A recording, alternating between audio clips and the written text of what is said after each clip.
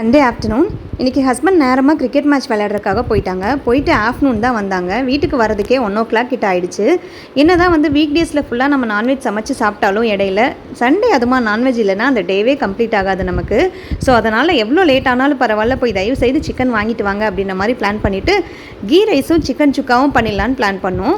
அப்புறம் திடீர்னு பார்த்திங்கன்னா சடனாக என் தங்கச்சி கால் பண்ணி, நான் சிக்கன் பிரியாணி எல்லாத்துக்கும் சேர்த்து பண்ணிவிட்டேன், நீ முடிஞ்சால் கிரேவி மட்டும் பண்ணிடு அப்படின்ற மாதிரி சொல்ல அவ்வளோ ஹாப்பியாக இருந்துச்சு.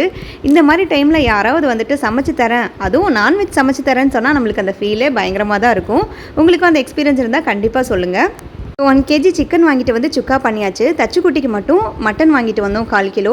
ஏன்னா சம்மர் டைமில் தம்பிக்கு மட்டும் சிக்கன் கொடுக்க வேண்டாம், சூடு பிடிச்சிரும் அப்படின்றதுனால அவனுக்கு மட்டும் மட்டனில் கிரேவி மாதிரி பண்ணி கொடுத்துட்டோம். எங்களுக்கு சுக்கா பண்ணிட்டோம். சுக்கா பண்ணுறது ரொம்பவே ஈஸி, 1/2 அன் ஹவரில் பண்ணிடலாம். நானும் வேறு ஒரு ரெஃபரன்ஸ் பார்த்து தான் சமைச்சேன்.